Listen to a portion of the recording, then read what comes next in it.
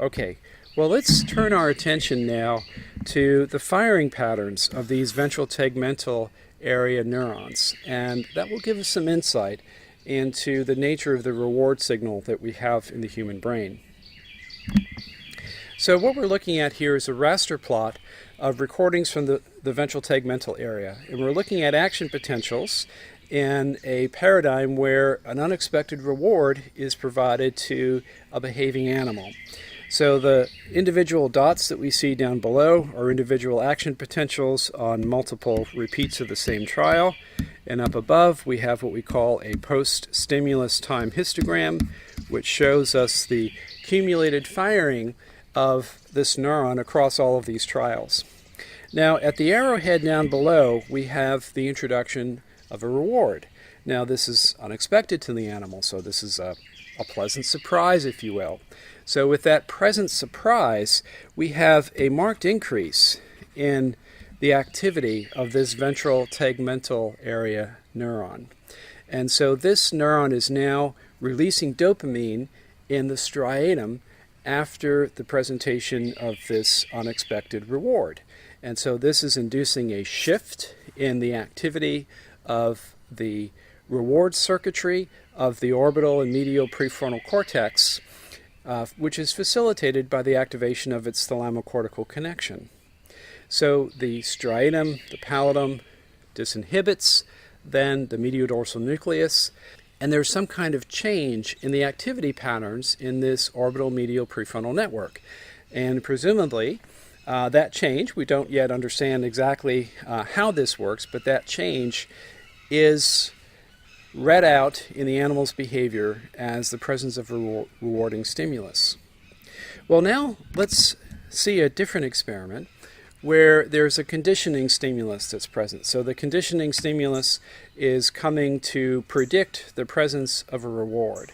And after enough trials to reinforce this contingency, what we find is that the firing of the ventral tegmental area neuron now shifts from the reward to the conditioned stimulus. So what this neuron is signaling then is not necessarily the presence of the reward, but rather the prediction of the reward, the anticipation of the reward.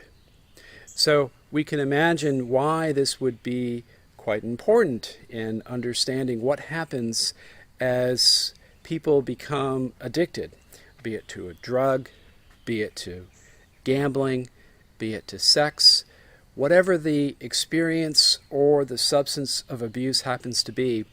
Increasingly over time, the firing of the ventral tegmental area neurons, the release of dopamine, and the activation of the reward circuit becomes associated with the conditioned stimulus. Not so much anymore the consumption or the experience of the substance of abuse or the experience of abuse. In fact, if we continue to play this basic paradigm out in time, but now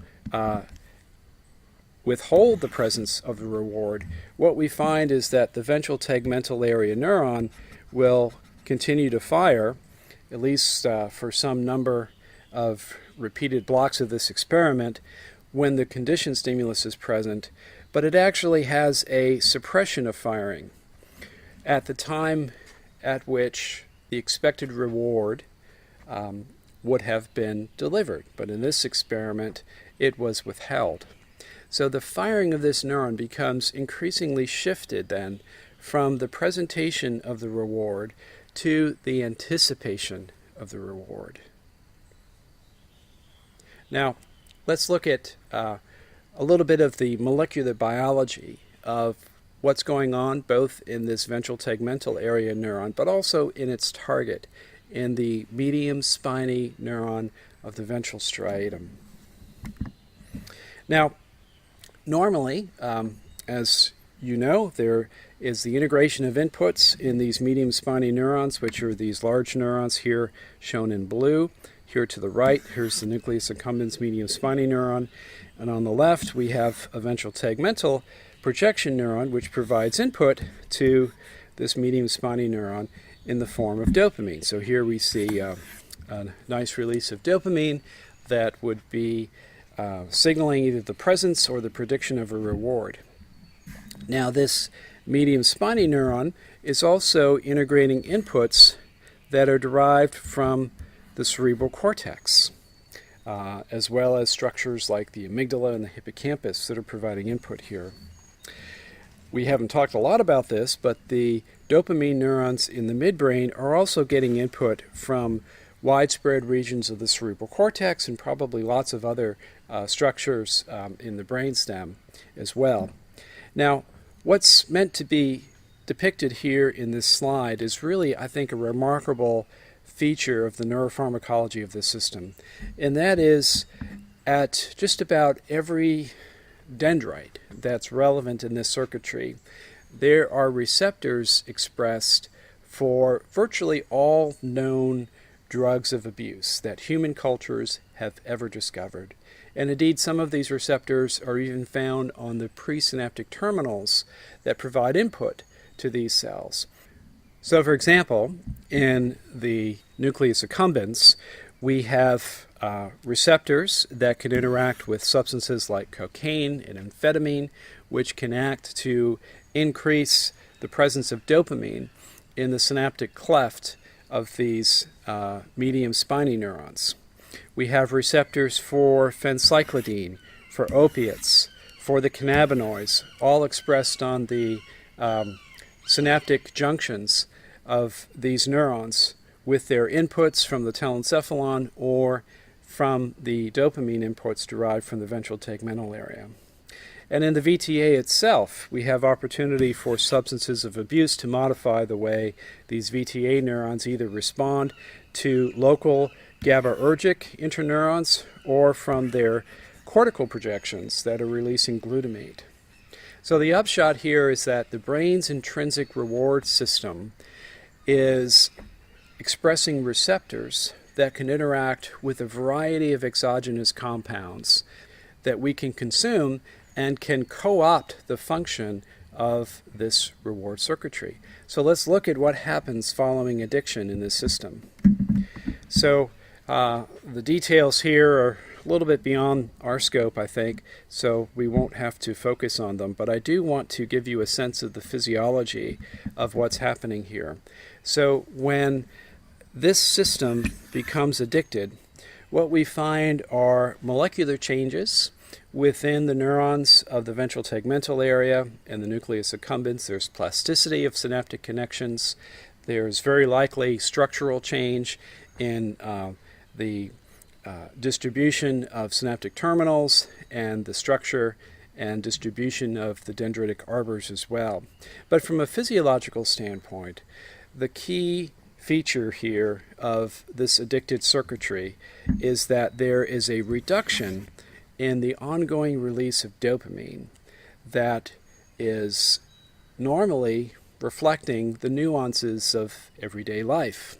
That is, those momentary pleasures that we all experience from pleasant social relations, perhaps a kind word or a gentle touch, or the sound of our favorite song that we might happen to listen to on the radio or in our music player.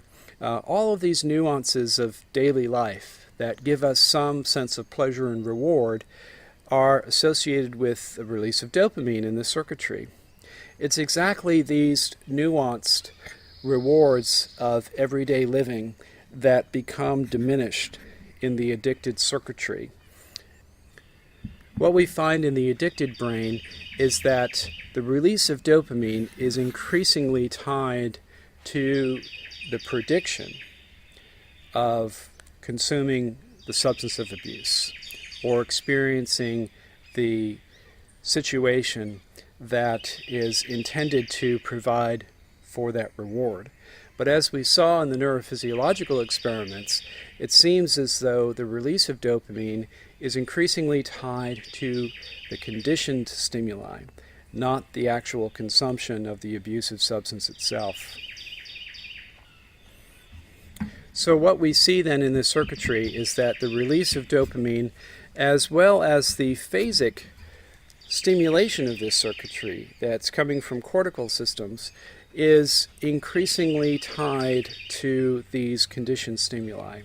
So I think this is providing great insight to understanding addiction and addictive behavior. Perhaps this is why the presence of, let's say, drug paraphernalia, or the presence of acquaintances and other individuals that might otherwise be associated with abusing drugs, can have such a powerful grip on the addicted individual, because these are conditioned stimuli that are predicting the consumption of a substance of abuse. And in the presence of these conditioned stimuli, we imagine that these ventral tegmental area neurons might start increasing their firing, releasing dopamine, and predicting the consumption of the rewarding stimulus. But if the brain of the addict is anything like the animal model data that I just showed you, we can expect that the actual consumption of that abusive substance is no longer producing a release of dopamine. If anything, there might be a withdrawal of dopamine that would happen at that time. So addiction is a serious problem. It's not necessarily an intractable problem, but for sure we need to develop better methods based on neuroscience discovery for the treatment of this human condition. Well, I hope this has given you some insight as to what might be going on in your own brain when you have a rewarding stimulus. And if you do believe that you are at risk for addiction, I would urge you to seek counsel, perhaps seek medical intervention if that's appropriate. But otherwise, I think it's important for us to understand how this part of our brain works. Certainly any of us that are in a privileged position that might have means and access, it's critical for our health, for our wellness, for the health of our families and our relations, that we be on guard and that we protect ourselves, even this aspect of our behavioral health, based on what we're learning about the brain and its intrinsic systems of reward. Well, thank you for your attention. I hope I wasn't a bit too heavy-handed with you on this topic. I'm used to talking to medical students about this particular system, and at least in the medical profession, the temptations are very real. And the abuse of substances among the medical profession is certainly a problem that we have here in the United States and in many other places in the world as well. So knowing more about how the brain deals with reward and how the brain can so easily be co-opted by substances and experiences of abuse gives us better information that will allow us, I trust, to develop better strategies for maintaining the health of our brains, the health of our bodies, and the health of our social relations. Well, I'll see you next time as I wrap up with you our experiences in medical neuroscience.